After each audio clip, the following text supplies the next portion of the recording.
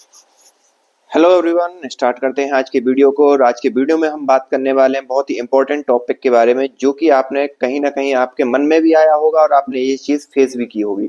मैं बात कर रहा हूँ हमारे रिचार्ज के बारे में। मोबाइल का रिचार्ज आज की डेट में सभी करवाते हैं, और उस रिचार्ज को मैं कहीं ना कहीं आप किसी न किसी दिन ये सोचते होंगे कि ये महंगा होता जा रहा है, ये बेवजह ही महंगा होता जा रहा है, बल्कि आप उसका यूज भी नहीं कर पा रहे हैं।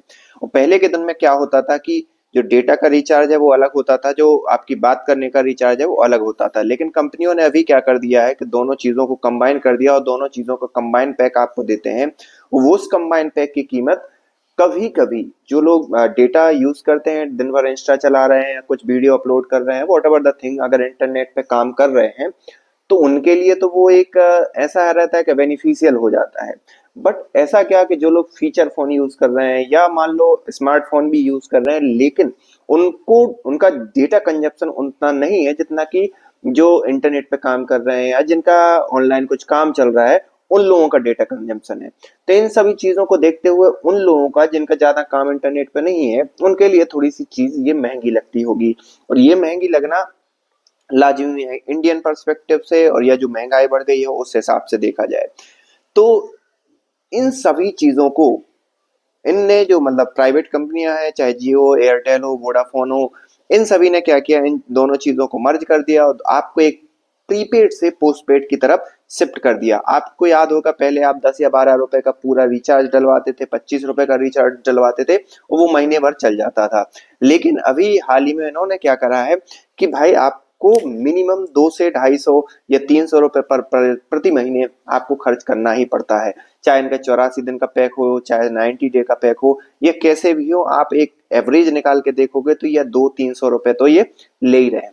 और ये 200-300 एवरेज ले रहे हैं, इसका एक परिणाम अनुमान भी हम कैसे लगाते हैं, क्योंकि जो कंपनियां हैं वो अभी और डेटा पैक बढ़ाने के मूड में है। क्यों डेटा पैक बढ़ाने के मूड में है? क्योंकि उनका एवरेज जो एक्सपेंडिचर है पर यूजर, जो मतलब पर यूजर से जो पैसा ले रही है, वो अभी सिर्फ 209 के करीब आ रहा है। और इसको बढ़ाकर वो 300 से ऊपर ले जाना चाहती हैं, तब कहीं उन्हें लगेगा कि भाई या उनके प्रॉफिट में कहीं ना कहीं इजाफा होगा। तो इन सब चीजों की प्लानिंग कर रही है कंपनियां कि भाई वो डेटा कैसे बनाएं।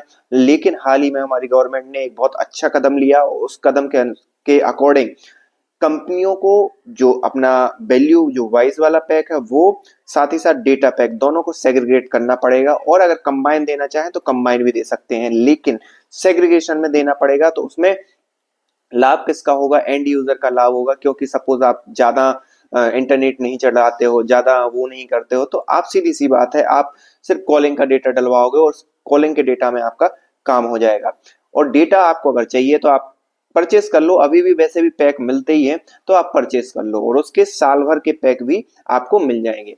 इन सभी चीजों में आप जो लोग दो सिम यूज करते हैं एक मोबाइल में, मोस्ट ऑफ द पर्सन दो सिम ही यूज करते हैं, तो उनके लिए बड़ी दिक्कत वाली बात हो जाती है कि भाई दोनों सिम में डेटा डलवाओ, अगर इस सिम में डेटा नहीं डलवा रहा है तो ये बंद हो जाएगी, वो बंद हो जाएगी। तो इस प्रकार का जो ऊहापोह आपके मन के अंदर चलता रहता है, हो सकता है आगे आने वाले समय में गवर्नमेंट का जो ये न्यू रेगुलेशन आया है वो आपके लिए हेल्प करे, और आप सिर्फ और सिर्फ वॉइस का डेटा डलवाओ एक सिम में, और एक में सिम में डेटा सिर्फ इंटरनेट का डेटा डलवा दो।